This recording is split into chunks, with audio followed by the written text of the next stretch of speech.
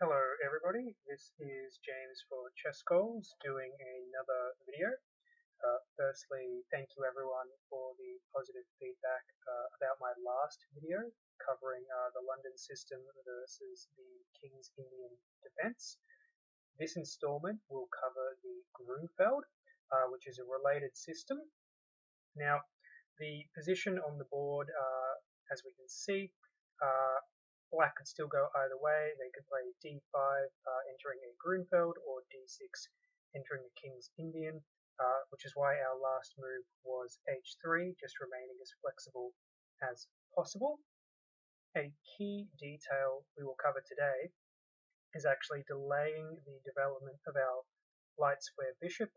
It always goes to e2 in the King's Indian, but because we don't know that we're in a King's Indian yet, we are going to delay moving that light square bishop. Black could already play d5 earlier, in which case we know that we're in a Grunfeld, but you'll just transpose into the lines that we cover in this video. And this position on the board is the last possible opportunity for Black to play a Grunfeld. So put that on the board, d5. Now, in the ChessGoals course, Matt and Jesse cover the bishop e2 line.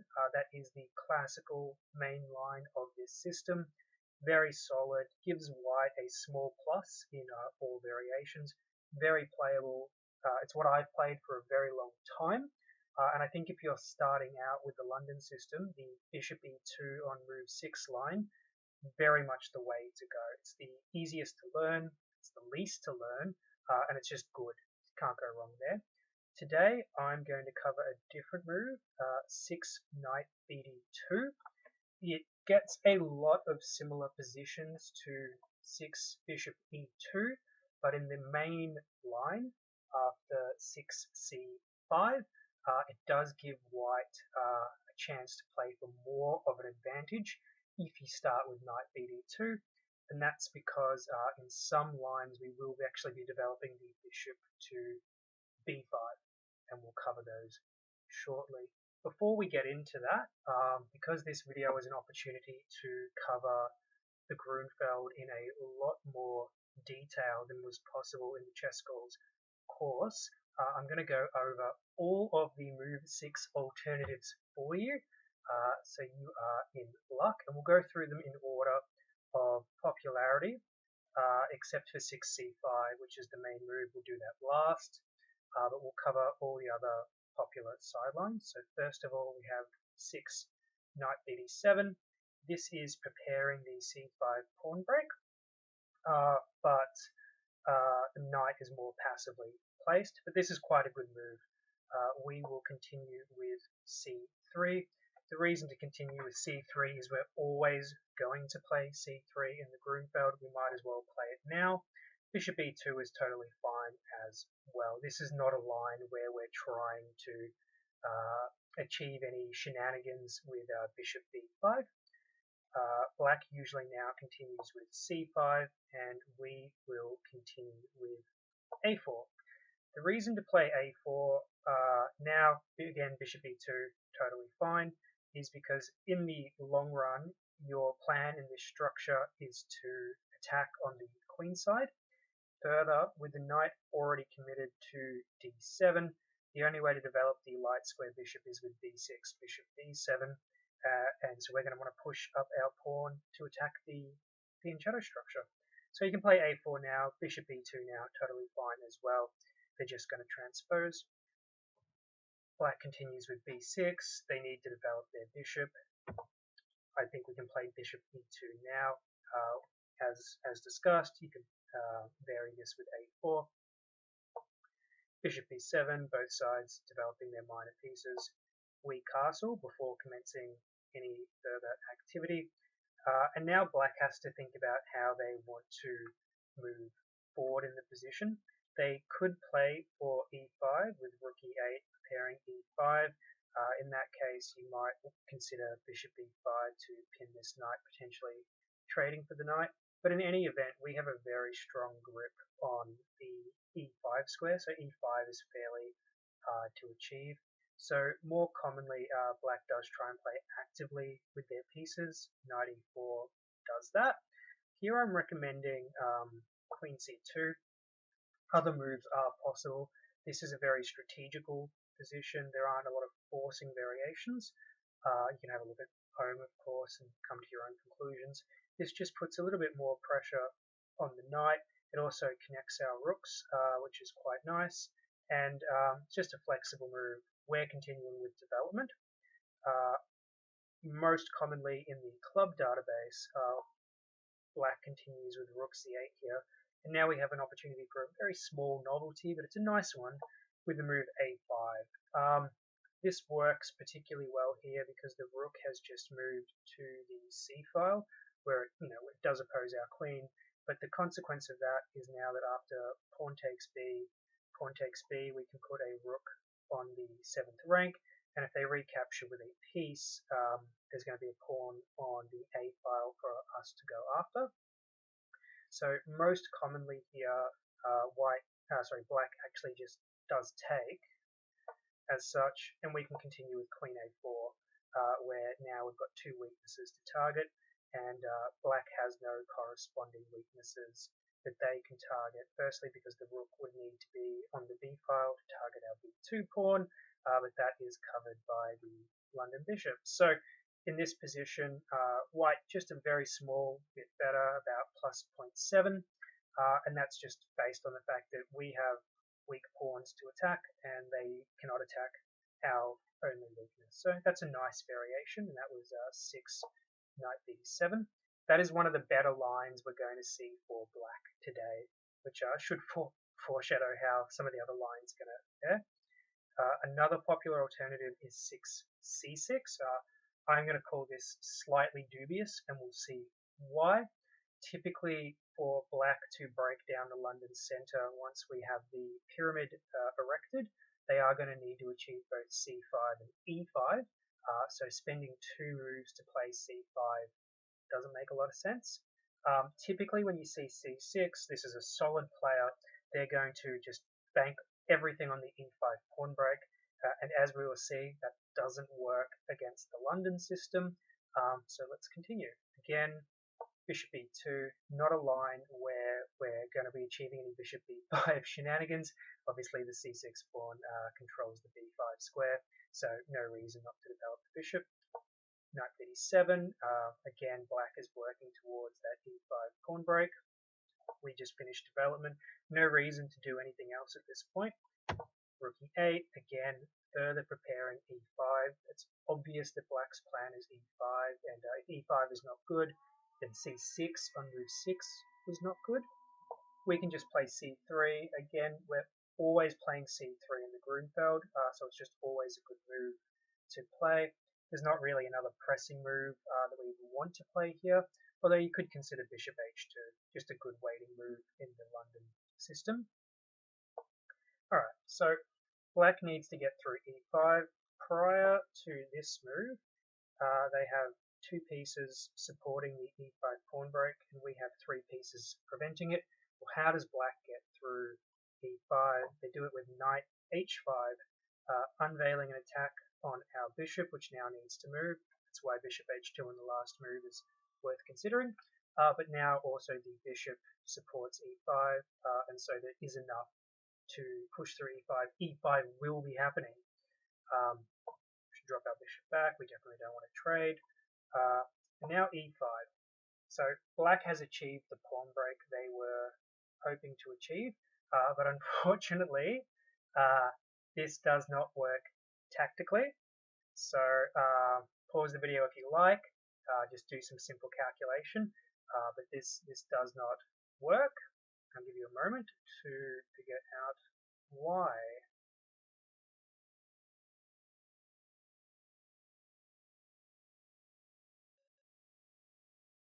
Okay, so pretty simple. If we were forced to take back with the pawn, black's plan would work fine, but we don't have to take back with the pawn. We actually take back with the knight first, unveiling this double attack on the knight on h5, and after black captures in the middle. Now we take with the pawn. This is very critical. While this pawn will fall, black can capture it. For exactly one move, this pawn is protecting the f6 square so the knight can't retreat. So after bishop takes pawn, establishing material equality, we don't take on e5, instead we take on h5. And it doesn't matter what move black plays next, we will be emerging a pawn up here. So for example, they can take, we take, they take here, and we take with the queen. We're a pawn up with a very weak king that can be attacked. So very, very good position for us. If instead they just take first, we can now take with the queen with a double attack here. Presumably they'll trade off and we just transpose to the other position. So this is a plus 2.5 position for white, huge advantage, very good attacking prospects as well. So because this doesn't work, all the way back on move 9, after we play bishop h2, instead of playing e5, the computer recommendation is actually just moving the knight back and admitting the mistake, but that now gives us time to play c4, and we actually achieve a pawn break before black, and white has a nice advantage here, plus 1.5. So for all these reasons, c6 just is not a good line for black either. Black can try 6b6. This is one of the best lines for black. It's the line I would recommend if I were playing the black pieces. It's what I would play. And you kind of get a Queen's Indian Carlsbad hybrid, where all of black's pieces are pretty good, and black has no real weaknesses. But as we'll see, white does get a small positional edge. So b6. Now we do get into some move order details. You want to play c3 first before bishop e2. Why? If you play bishop e2 first, they might be tempted to play bishop a6 in one move, and then when you trade off, you've lost a tempo. Now, if you play c3 first and they play bishop a6 now, you can take without having developed your own bishop first, saving a move, which is quite valuable. Just a very small detail, but it might matter. Overwhelmingly, black does just play bishop e7, and now we can play bishop e2. Black will continue with ordinary development, knight b7, maybe c5, doesn't really matter. It's going to be the same. a4. So we've talked about this already. We would like to push up our pawn, and then just let it sit there. You're not necessarily taking right away. You want to leave the pawn there as a lever, so you can get some value from it later. If black ever takes, we've seen we can play queen a4 and have pressure against the 2a pawns, so that's very comfortable for white. But normally we leave the pawn on a5 so that if the rook moves away, we can take and put a rook on the 7th rank, which is very nice. Or depending on other moves black plays, we might actually play a5, a6 and force this bishop to an awkward square. So the goal is not just to push it up and immediately take. You push it to a5, and then you take when you get something. You get a concrete long-term advantage from that exchange. So anyway, we play a4 now. Castles is fine as well, no problem there. Black should continue with c5. That's the first pawn break. Black's next goal would be to organize the e5 pawn break without playing c takes d4. Because once they have both pawns in the center at the same time, they will be able to break down our center and we won't be able to maintain it. So that's black's long-term plan, but here we can just castle. And this is just the chess position. White, I guess you could say, retains the advantage of the opening move. The computer gives plus 0.4, which is about the same advantage as you get just for having the white pieces anyway. So white's not lost anything. But black isn't any worse off either. Some plans here, we have again the pawn a5 and playing off that. We have knight e5, potentially queen b3 as well. You can play moves like rook fe1 and bishop f1. and then consider breaking with e4 yourself. So you've got lots of different plans here, depending whether you want to play on the flank or in the middle. It's just a game of chess, and so that this is definitely a line I would absolutely recommend for black, but fine for white as well, something you just want to be familiar with. Continuing with our move 6 alternatives, we now have one of the very aggressive options, which is knight c6. The idea of this is to save time on other moves and achieve a very fast e5 pawn break, prepared with knight d7, at which point black will force through e5 very, very quickly. This line will show the benefit of having not spent a move on developing our light square bishop yet. So c3, we can start by securing our center. Black's only plan when they put the knight on c6 is a very fast e5, so rest assured c3 will always be good. Knight d7, black is ready to play e5 next move, and there's nothing we can do to stop it. But now bishop b5. This move secures white an advantage, and it's about to get quite complicated, but hopefully we will see that in all variations white is coming out on top here. So e5, it's the obvious main move to play. We now play bishop takes c6, removing one of the defenders of the pawn on e5, which now has 3 attackers on it, only 2 defenders. So that pawn is hanging. The main move that has been played here is e takes f4, taking our bishop, but also leaving us with a hanging piece, so fairly challenging. We have in this position bishop takes d5. So we are temporarily up a pawn, and our piece is no longer hanging, but it is black to move.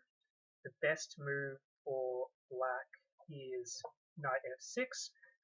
This puts an attack on our bishop, forcing it to move, after which black will be able to take on e3.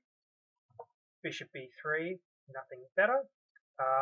We're ready to castle short on the next move. F takes, makes sense, otherwise we would probably take ourselves. We can take back. And now rook e8, and we have the question of this hanging pawn. We really don't want to defend this pawn. Obviously if we move the king up, then we can't castle, and if we move the queen to e2, for example, bishop h6 and a move like queen e7 is very difficult to meet. So we're actually just going to, we're temporarily a pawn up. We're actually just going to give this pawn back. It's not worth defending. We're just going to castle. So we're a pawn up. Black has one turn to take our e3 pawn, or we will just play rook e1 and save the pawn. So what happens if they take? Well, after knight takes e3, we have the really powerful response, knight e5, and the computer is giving white a plus 3.3 advantage here, and that's based on the awkwardness of the rook on e3, which can become trapped, plus our incredible pressure on the f7 square. Suddenly all of our pieces are converging on f7, and it's very difficult for black to maintain a playable position. We also just have the very, very simple idea of knight d to f3 and queen d2, at which point the rook is out of squares and they'll have to give up the exchange. So black got back the pawn, but it looks like they're going to lose a lot more. So this is a very nice line for white.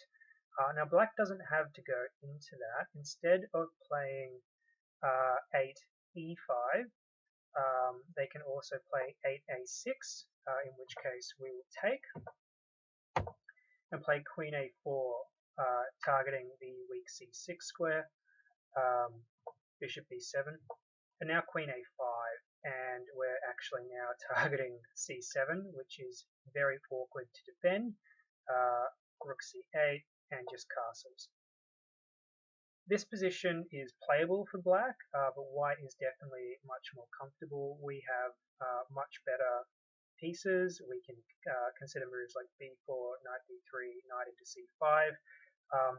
Black has the bishop pair, but both of black's bishops are terrible. This bishop is b7, it's just a pawn, and this bishop on g7 is staring into the London pyramid. So we might be down the bishop pair, but we have significantly better minor pieces, and our knights will be able to maneuver two good squares. So that line, not really a concern.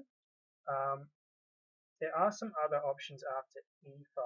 So obviously we're taking, and we talked about 9, e takes f4. They can also play bishop takes c6. The problem with this is it does just lose a pawn after knight takes e5, knight takes e5, bishop takes e5, bishop takes e5, pawn takes e5. We're up a clean pawn here. So rook b8, targeting our b2 pawn. You can just play b3. Now queen e7, trying to win the e5 pawn. We have knight f3. And yeah, we're just up a pawn here. Black does have some compensation. The bishop's going to be pretty good when it comes to bishop a6, which will stop us from castling for now. But we can just play queen d2 and long castles if we really want to castle. We are just up a clean pawn. Also, black's pawns are pretty ugly. So this is just a good position. It's about +1.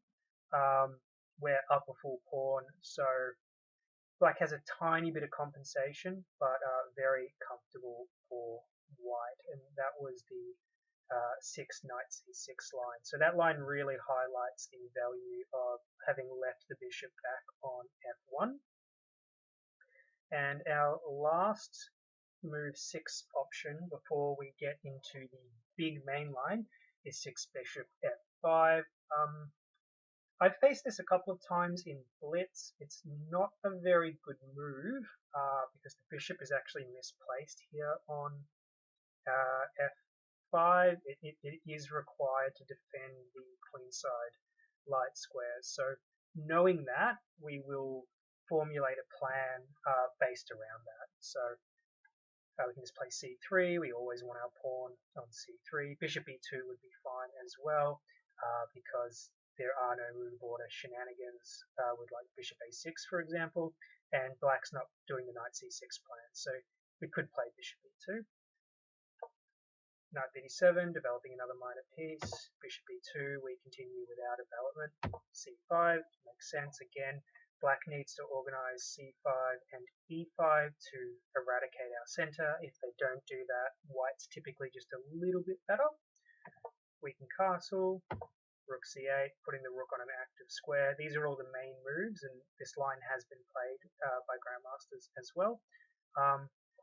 Now, the computer really likes in this position g4, bishop e6, knight g5. And in fact, it says white's about +1.5 here. With the queens on, I don't love that plan. It is the strongest plan in the position, but it does really weaken the white king and gives black some long-term counterplay chances, even though the computer will tell you it's better for white. But hold on, we might be able to have our cake and eat it too. But just remember, the computer really likes g4, bishop e6, knight g5. Kamsky himself has had this position. He plays queen b3, just starting to look at the softened up light squares on the queen side. Now the main move online is actually b6 here to defend the pawn, which loses an exchange after bishop a6, again highlighting these weak light squares. The rook doesn't have anywhere it can go. So for example, rook a8, you just have bishop b7. The dark squares are covered by the London bishop, and the light squares are covered by the light square bishop. They could, for example, try rook c6, bishop b7, rook e6, but then knight g5 would win the rook. So you're winning an exchange here. either way. So I wouldn't expect you to get b6 in a classical game, but I do note it is the most common move in online blitz.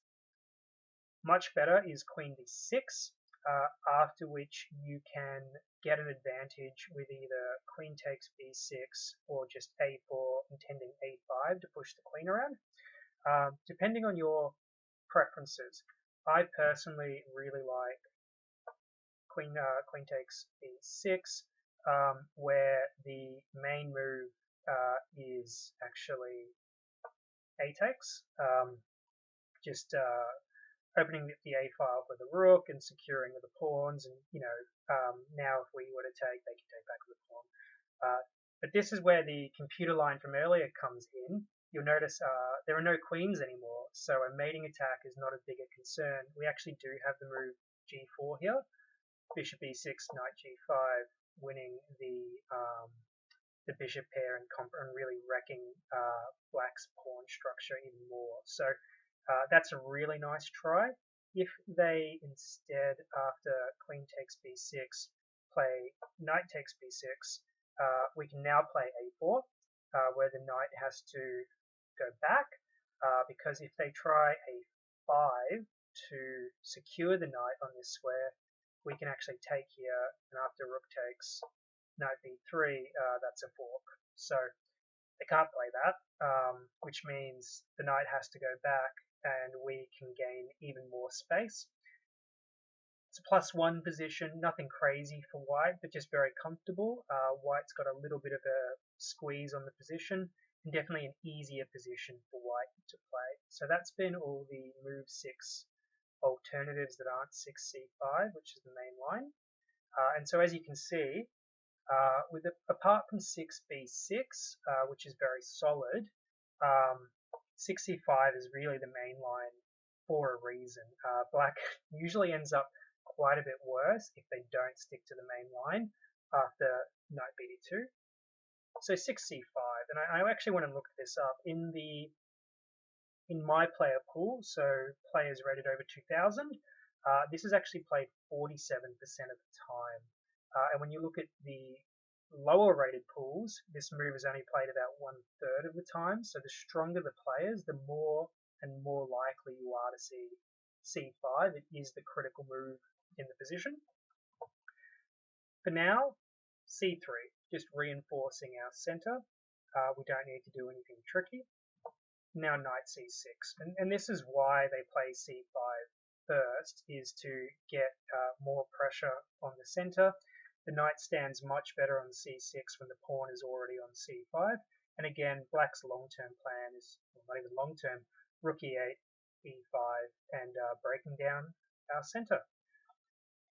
I will just note, black can play c takes d4. It's not a very good move, because after e takes, knight c6, what's the big difference?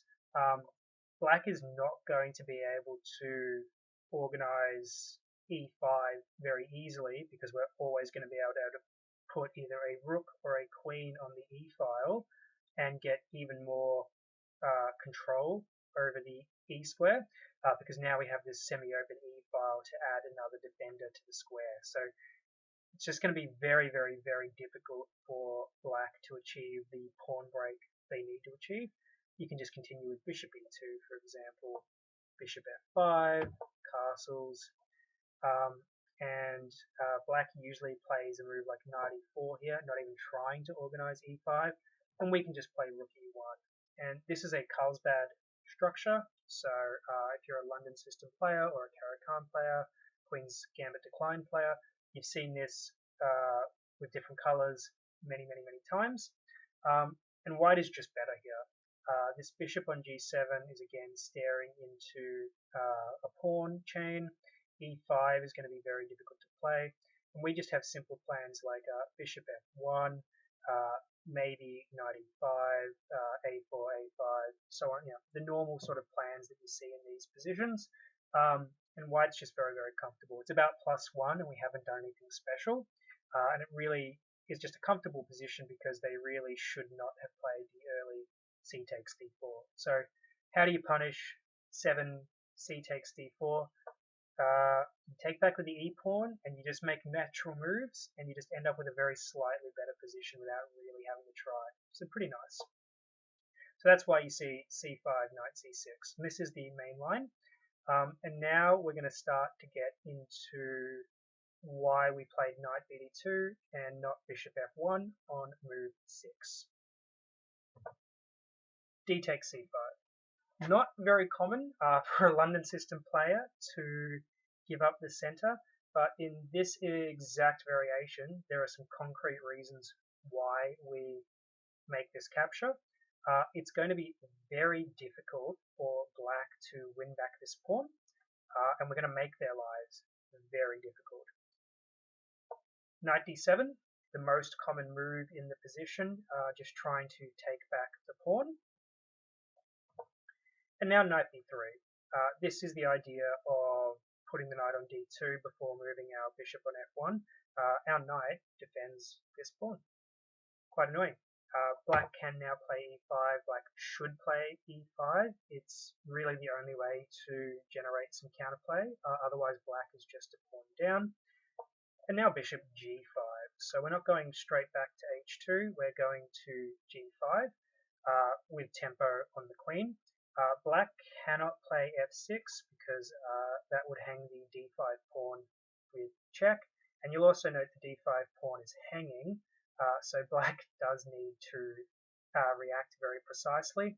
There's really only one good move, and that is 10 knight f6. I'll just highlight that if they play bishop f6, that loses a pawn. Why? How? Well, you have bishop h6 with a tempo on the rook. When the rook moves, you can just take on d5. So they must play 10 knight f6, and now, boom, bishop b5. So aren't we lucky we didn't move the bishop earlier? We're actually now just simply threatening bishop takes c6, b takes c6, knight takes e5.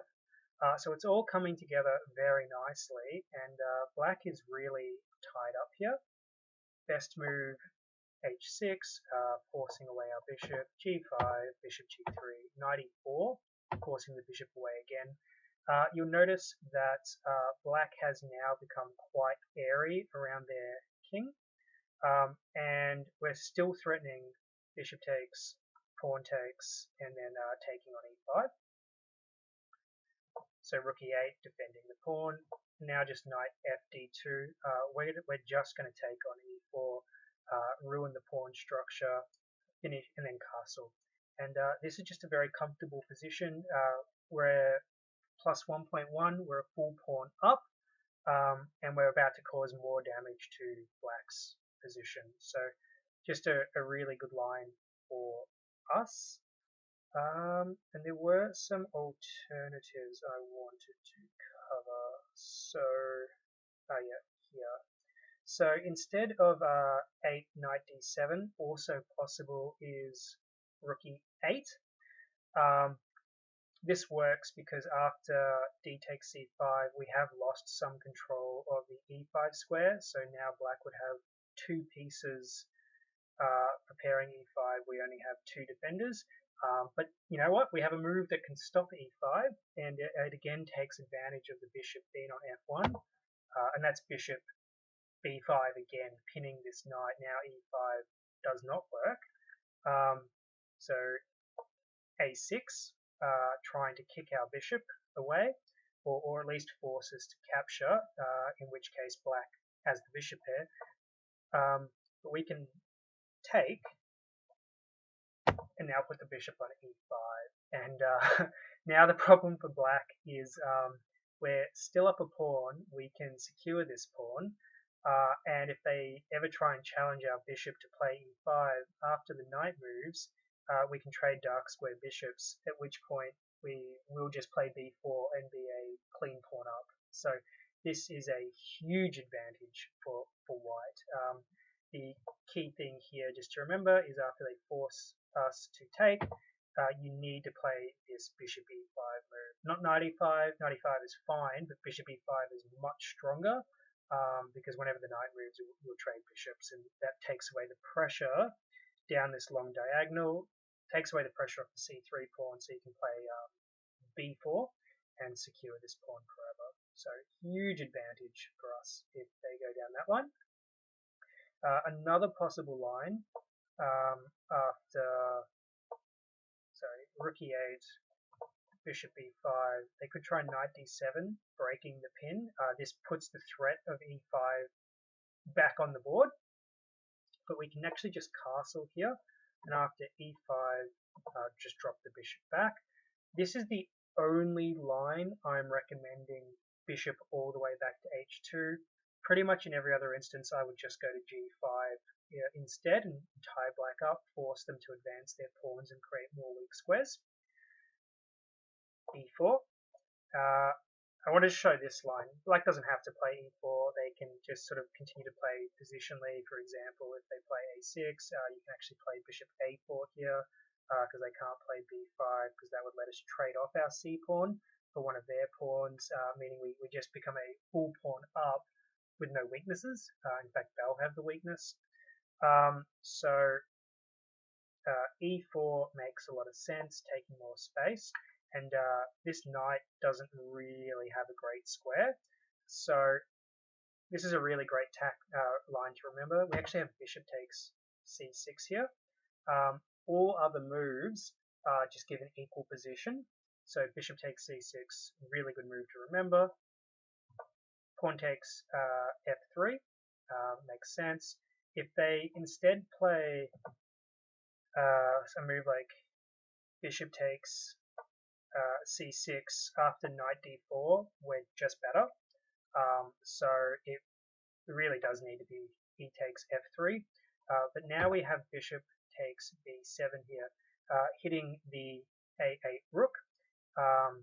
It makes sense for black to keep capturing, so we play rook e1. We don't want to lose our rook for nothing. They can play bishop takes h3, but then we have c6, and we are equal material. Our king is a little bit weak, but we have just this enormous threat of pushing c7, pushing c7 to force the queen away, then taking on a8. And you can combine that with moves like queen d3. White's just much better here, close to winning.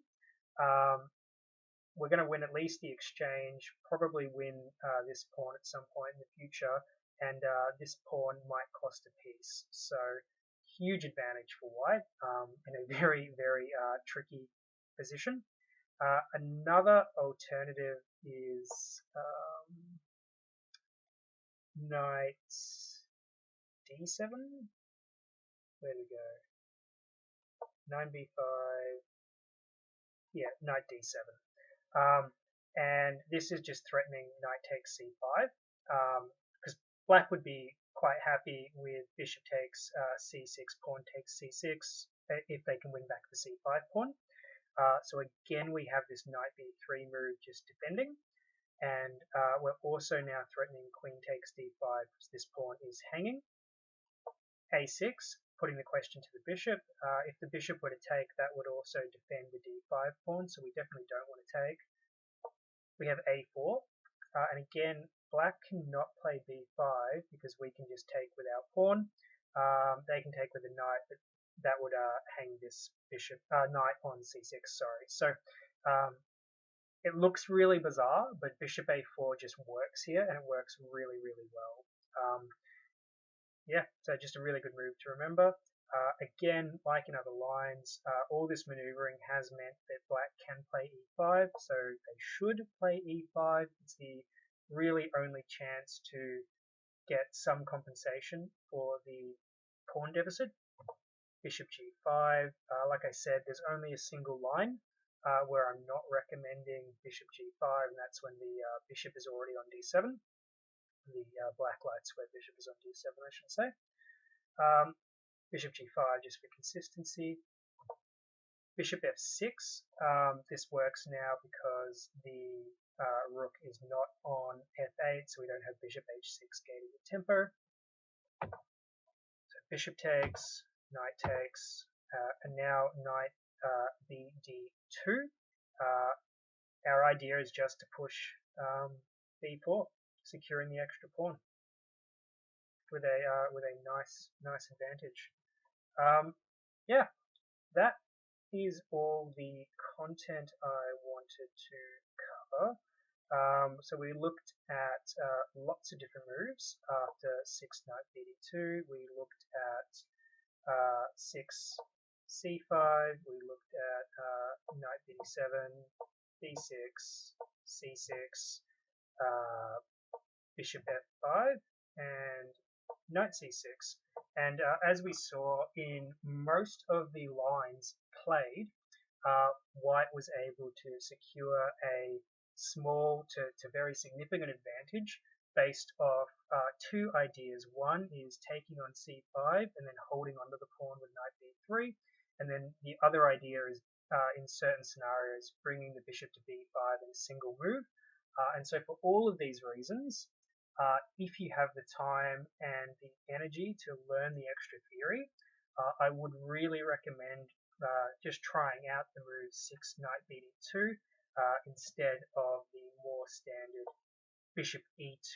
It just gives you a little bit more to play for, a little bit more opportunity to play for an advantage. So again, James from ChessGoals. If you have any questions, please leave them in the comments below, and I look forward to seeing you all again in the future. Thank you.